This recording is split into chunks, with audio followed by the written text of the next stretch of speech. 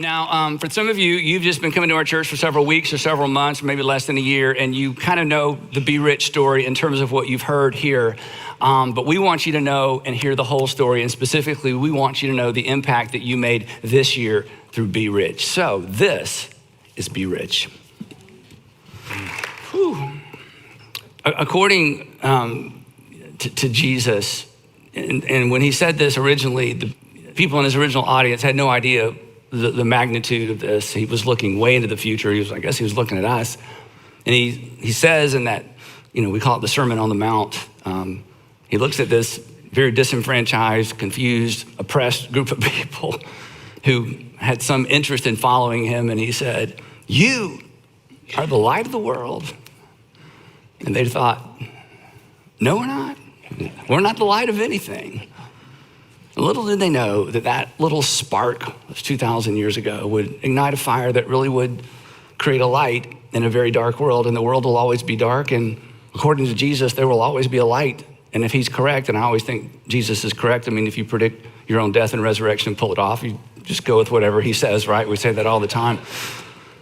And he said that you are the light of the world. And there's a sense in which Be Rich is how we, in the words of Jesus, let our light shine before others that they might see our good deeds and not glorify us and not say, "Wow, what a great church and what nice, generous people," but they would see our good deeds and ultimately look up and glorify or look up and connect with and understand that there really is a Father in heaven. And honestly, and you can imagine if you could just put yourself in my place in just this one little slot of my life, asking you and asking people all over the world really now to give, to Be Rich is really an easy ask. And Sandra would tell you, on the Saturday night before Be Rich, especially the past 8, 9, 10 years, I'll sit at my kitchen counter with my little notes, my little screens, trying to memorize all this stuff. And I think to myself, it's perhaps the most humbling moment of the year when I think, God, thank you that tomorrow I get to stand up in front of amazing people and I get to say the words, "Give $39.95, and everybody laughs and giggles and the new people are like, "What? Is this an infomercial? What are they doing, And I just say, "Give $39.95. And then several weeks later, millions, as you're gonna see in a few minutes, of dollars come rolling in from you to do this fabulous work all over the world. It's an easy ask because the money goes directly to organizations that are serving the underserved. And honestly, that version of generosity, there's a need, meet it. There's a need, meet it. Here's a need, give some money to it. That's not an exclusively Christian way to give. That it's kind of an American way to give. But what maybe you don't know is that it was influenced by a Christian ethic of generosity. Because in ancient times, the kind of generosity where, hey, there's a need, give some money to meet it, that was actually considered foolish. It was considered irrational. There are ancient writers who said that kind of giving is actually unvirtuous. Because why in the world would you do something for somebody else who can't do anything for you? I mean, why would you give your hard-earned money or why would you give your time or your resources to somebody who can't do anything for you? If they can't return the favor, why would you do them a favor to begin with? This was the assumption of the ancient world. It is still the assumption in many parts of our world. I have friends, one in particular, I was gonna tell this whole story, but it's a little bit too long, who because of business in a somewhat third world country, his heart was broken over the poverty in that country. He began an organization in the country. He's an American, but he began an organization in this country. And because of his business, he knows very wealthy people in that country. And he would say, "Andy, I can't get them to be generous to this organization in their own backyard, taking care of kids in their own backyard." He said, "I don't get it." He said, "When I try to get them to give and they have plenty of money, some of these men are just family generational money. They're vastly wealthy." He says, their response is, "Hey, I pulled myself up, out of poverty myself. They can pull themselves up as well." He says, I just don't get it. And I said, because we think giving to meet a need is human nature. It is not human nature. Human nature is, I'll do something for you if I think you can do something for me. And then along came Jesus and introduced a different way of thinking. And consequently, where Christianity flourishes, and I know some of you are kind of anti-Christian, or you're watching, it's like somebody's making you watch, or they're buying you lunch, and the whole Christian thing wigs you out. I get it, but here's what's undeniable. Where Christianity flourishes, people flourish. Because generosity and compassion in the Christian faith are considered virtues. And it stems from the most famous verse in all of the Bible, John 3:16. I'll let you fill in the blank. For God so loved the world that he what? He gave. And the reason this kind of generosity was launched in the world, it emanated from the gospel. For God so loved that he didn't give to people who could give back. God so loved the world, he gave to people who were incapable of giving back. And then he says to us, I want you to do for others what I've done for you, but I want you to do it in a way that they can see your good works and go, wow. And then you be quick to point them toward your Father in heaven. But giving spontaneously to help immediately, which is what Be Rich is, and we're always gonna do that, and we love doing this. I call that giving 1.0. That's giving when asked to meet an immediate need. And all over our society, there are opportunities to give immediately, to meet, to give spontaneously, to meet an immediate need. And that kind of giving should always be part of our culture. It is good for our culture. But what makes Be Rich possible is those of you, the thousands of you, who are what I call the 2.0 givers. You don't wait to be asked. You're planned, percentage, priority givers. You've already decided ahead of time that you're gonna give. And you choose a percentage off the top and you just give it before you even have an opportunity to save it or spend it. And it's a priority for you. You give it first. You've decided ahead of time. You don't wait to be asked. You give first, then hopefully you save second, and then you live on the rest. And for years and years and years, I've taught this, and I certainly didn't make up the concept. I just kind of made up the way we talk about it. That you give, you save, and you live. You give, you save, and you live. And those of you who have embraced that as a lifestyle, you're the reason that Be Rich is possible. You're doing, whether you think about it in these terms or not, you're doing for the next generation what a previous generation did for you. You're ensuring that the local church is in a position to be the light of the world. And I am so extraordinarily grateful. I'm grateful for every $39.95 gift, but I'm so grateful for those of you who have given all year long and have given for years so that we could do what we do in this season, especially in light of what's happened the last 19 months. About 19 months ago, our pastors all got together from all of our churches and we said, look, we are not gonna talk about money. Let's just do ministry. We're gonna trust God. The givers are gonna give. The people who aren't gonna give, we're not even gonna remind them. Let's just do this. And if we run out of money, we'll get up and say, hey, we are out of money, but let's not talk about money. I mean, remember at the beginning of COVID, there was so much insecurity. The economy just tanked and 401ks tanked and people were losing jobs. The last thing we're gonna do is get up and say, the church needs your money. I said, so don't mention it. Let's just do ministry and trust God. And then when there are needs in the community, let's collect backpacks, let's collect bicycles, let's raise money for emergencies all over the world. Let's keep being a very outward focused giving organization. But let's just chill when it comes to talking to people in our churches about money. Now, if you've been coming for a while, you're like, chill, Andy. I've been coming here for years. You almost never mention it. I know we quit taking up an offering years ago. So it's not like we've overloaded you talking about money. But the good news is in those 19 months, you don't live in the world I live in. I know you love our church and love your church, but I'm telling you, to see what happened in our churches financially over 19 months when we weren't even meeting, much less having an opportunity to say, give to the church, because we didn't do that. You were amazing. You were amazing. But that was the 2.0 givers. It's the ones that's like, I'm gonna give a percentage, I'm gonna give it first, and I'm gonna live on the rest, and I'm gonna make sure the church is ready for the next generation, that it's the light of the world. I don't even have words to tell you how not just grateful I am, but how proud I am of us as a group of local churches who understand that kind of generosity. Because you understand that planned giving ahead of time and planning ahead of time is what makes spontaneous giving possible. Or to put it another way, and this is kind of weird, okay? If this is weird, you can say, I didn't get that part. Kind of a trick question. Do you know how long it took us to raise several $1 million in 4 weeks? Do you know how, I know, it's like, what? Yeah, do you know how long it took us to be able to raise several $1 million in 4 weeks? It took us 26 years. It took 26 years because of folks like you who gave to build parking lots. I mean, that's just not really cool, right? Or to build buildings, or to, to buy land, or to create children's environment. That's a little bit cooler because there's a return, for that because you got children. To buy AV equipment, to buy microphones.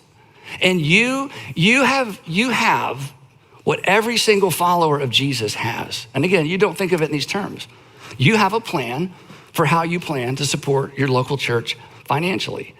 Every single Jesus follower has a plan for how they plan to support their local church financially. Not every Christian and not every believer, but every follower. And so for those of you who are in that category, I just want to say thank you. It's what allows me to sit at my counter in my kitchen on Saturday night and know that no matter how much money we raise and no matter how much money we give away, I don't have to worry about the blocking and tackling because there's a group of you that understand that the church is the light of the world, and you have funded your local church, whatever local church you attend, and you've done that consistently. You're the reason that we're able to do what we do week in and week out in our churches, all over our communities, all over our city, and all over the world. And then, after all the daily stuff, turn around and give several $1 million away. But here's where I feel, and I'm not asking for sympathy. Every few years I say this to you, so this may be the first time you've heard it, but this is where I feel a bit of a failure as a pastor. And again, don't say, Andy, we love you. I'm not asking for anything, okay? This is really on me because I'm the leader and I'm responsible. And this is baffling to me. Only about 27% of the people, and this isn't new, and this is kind of almost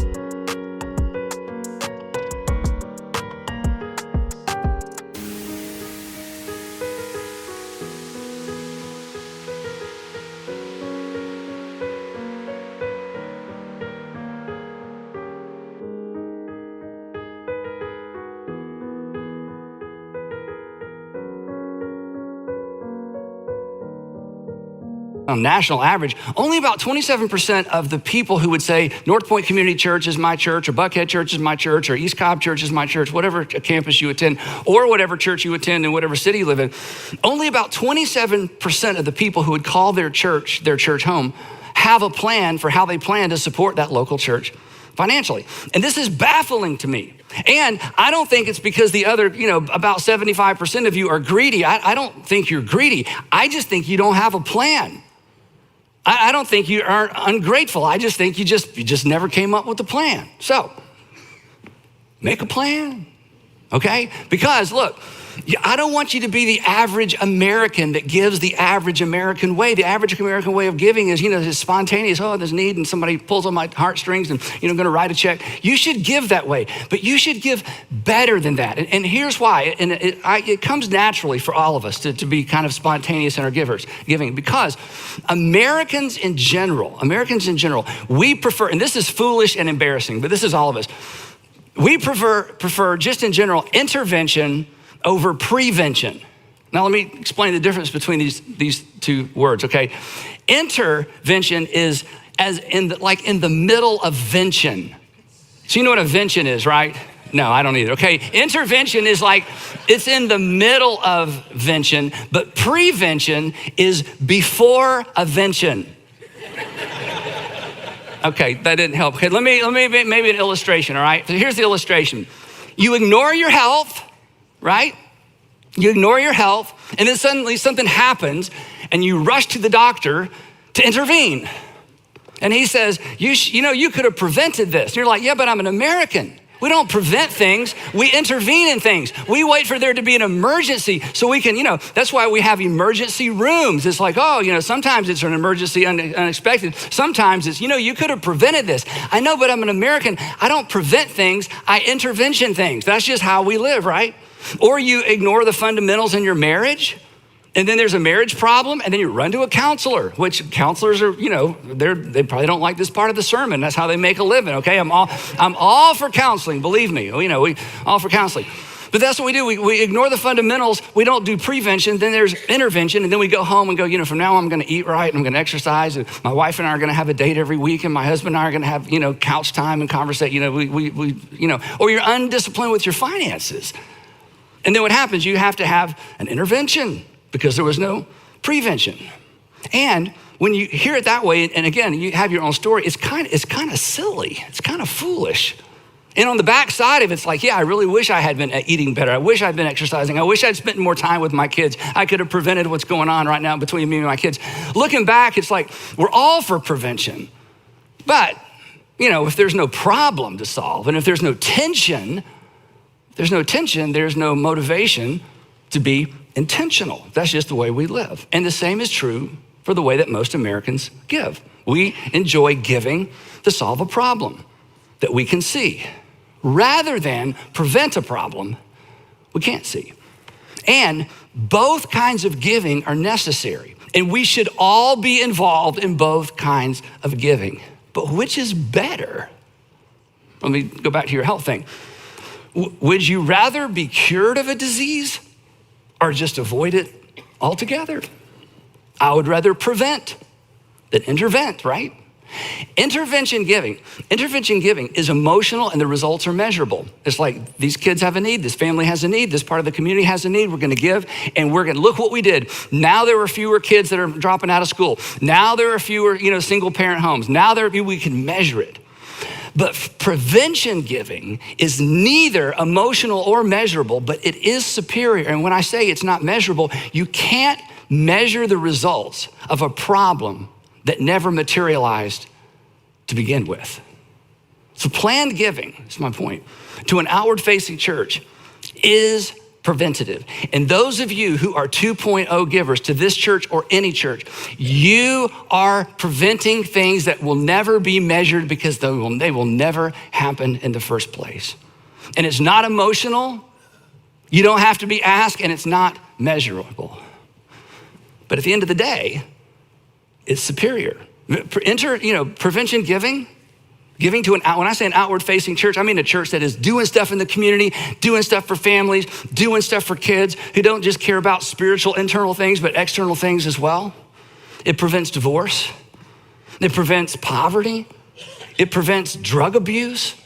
It intersects with people before alcohol becomes something they're abusing. It prevents child abuse.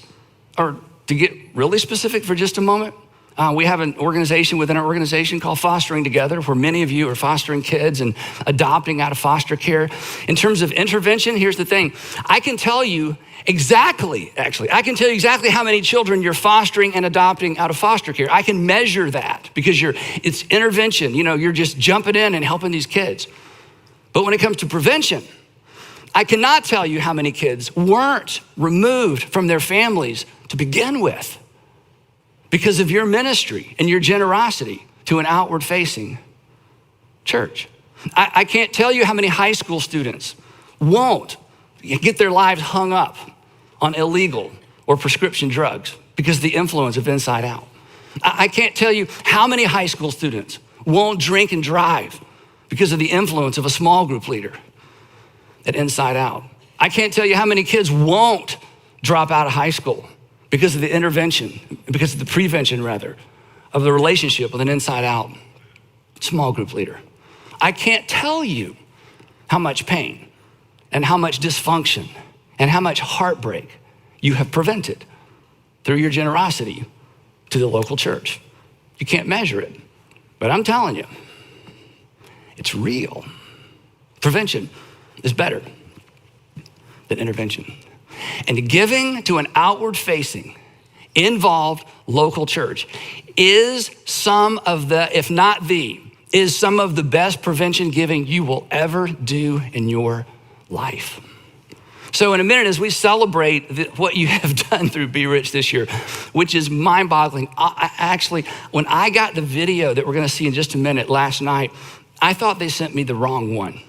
I did. I was about to call somebody and say, wait, I don't think these numbers are correct. I'll just leave it at that. But here's what I want you to think about before we look at that. I want the rest of you to join the 27% club. Now, it's not really a club. Maybe we should start a club, okay?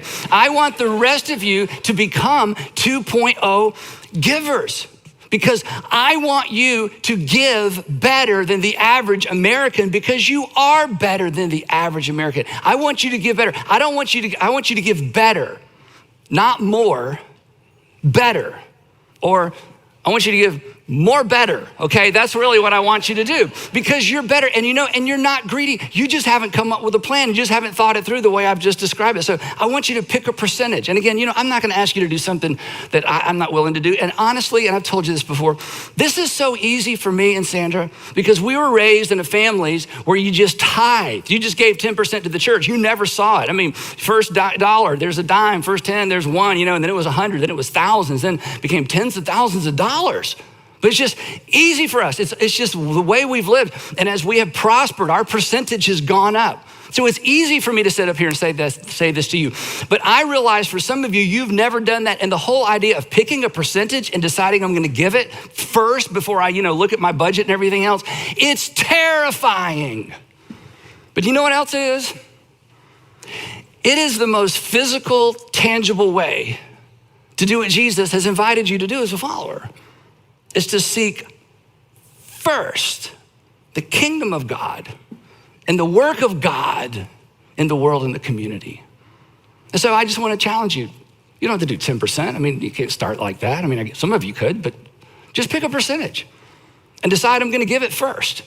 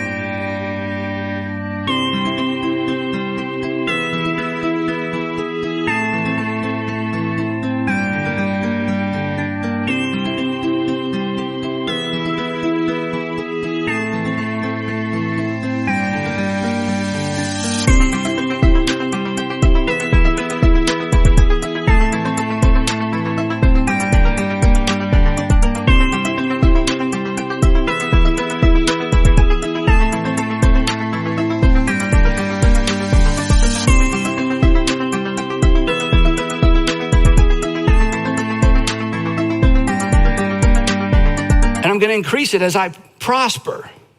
And here, and basically, I'm just asking you to kind of take the training wheels off your giving because I know you give because you're not greedy and be a 2.0 giver. And I don't think you're opposed to this. I don't think you're against this. You just haven't done it. So do it. If this is your church, the easiest way to do it, and for those of you who don't attend here and your pastor's in the room with you, just hang on, I'll get to you in a second because he or she's about to have a heart attack, okay? You just need to download our app. It's so simple. Sandra and I have been giving through the app since we came up with the apps years ago. And down here, it says give, there it is. And you just set up reoccurring giving. And for those of you who are joining us from different churches, your church has an app. And you need to download the app and you need to be a recurring giver to your church. And let me just say this, if you don't attend church anywhere, but you're a Jesus follower, you need to locate or find a church in your community that's doing great things. And you need to give every single month to the local church, whether you attend that church or not. And I want to tell you, you should send a letter to the pastor and say, dear so-and-so, I'm not ever coming to your church, or I don't attend your church, or I can't attend church, or whatever. But your church is doing great things in the community. And I want to be a part of what you're doing because every Jesus follower is someone who supports the local church financially. And you may have been a Christian for a long time. I'm just saying, I want you to follow Jesus. This isn't about the church needs your money because of the incredible people you're surrounded by. We went through 2020, didn't even meet, and we made it fine financially. I want you to be that kind of giver. So just go to the app and just set up recurring giving. And again, for those of you who don't attend here, that's okay. To say it in the most crass, awkward way imaginable. Don't procrastinate, automate. I know that was terrible, but I just thought it was kind of cute. Anyway, okay. Now, here's the last thing, and then we're gonna look at this cool video. Here's the last thing. If you don't trust me, or you don't trust us, or you're like, I see what you're doing there, I know, because you're smart, you've got me all figured out. Then just look, then find a place that you trust and find a church that you trust and give there. But don't miss this opportunity to be a part of what God is up to in your community and in your city and in the world. And I'll make you this promise. You will never miss money that you give away to a good cause. Isn't that right, Hal? You will, I'm telling you, you'll miss money you bought shoes with. Sorry, ladies, you'll miss money that you bought stupid gadgets with. Guys, you got a drawer full of gadgets. You don't even know what they are anymore, but it was so cool, $39.95, 4 easy payments. You bought that thing, it never worked anyway. It was too cheap to send back. You will miss money you waste. You will miss money that you misinvest. You will never miss the money that you give that enhances and helps somebody do something great in the world. And here's really the last thing. If you don't do this, let me tell you what's gonna happen, okay? If you don't do what I've asked you to do, here's what's gonna happen. We're gonna be here for you and your family 24/7. Because we're the church. And our Heavenly Father, through his Son, made it very evident that he is here for you, not to get something from you. He's here for you 24/7. And as his hands and his feet, that's what we're gonna do. I just don't want you to miss out on the opportunity of a lifetime to partner with others to do together what none of us would ever be able to do on our own. So to those of you that you're about to see, to those of you who gave to Be Rich and made Be Rich successful, thank you. To those of you who gave to make Be Rich possible, thank you. And on behalf of the tens of thousands of men and women and children who have been impacted by your generosity, people you'll never meet in places you'll never visit, I just want to say thank you. And just how generous were you with your time and your resources? You were this